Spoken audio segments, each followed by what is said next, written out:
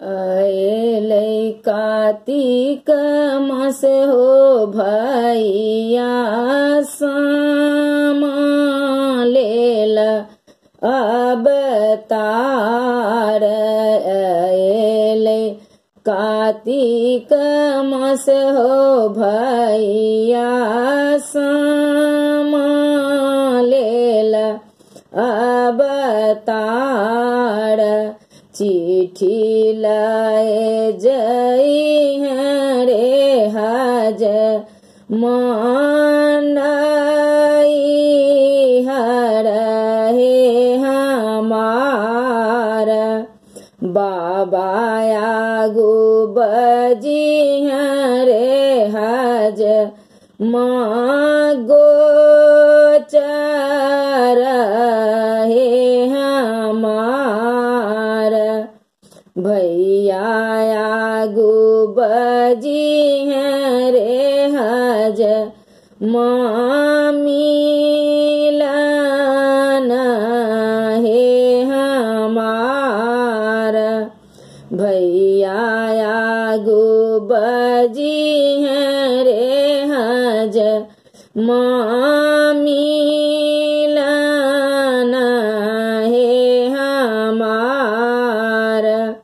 से हो सुनी भेला भैया घोड़े पीठी असबार।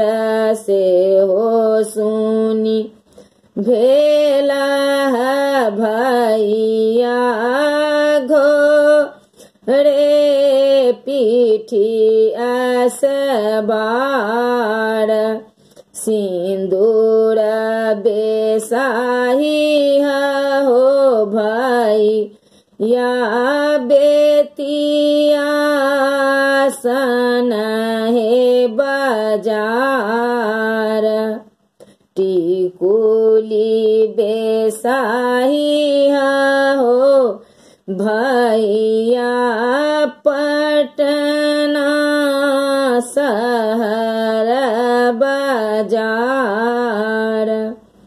टिकुली बेसाही हो भैया पटना शहर हे बाजार। सामा बेसाही हो भैया मनसूर चक हे बाजार।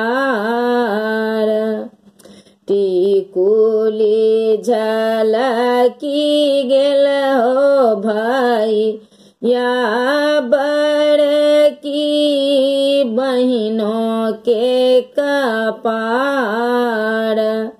टिकुली झलकी गेल हो भैया छोटकी बहिनों के कपार। सिंदूर झलकी गेल हो भैया दूनों भौजो के कपार।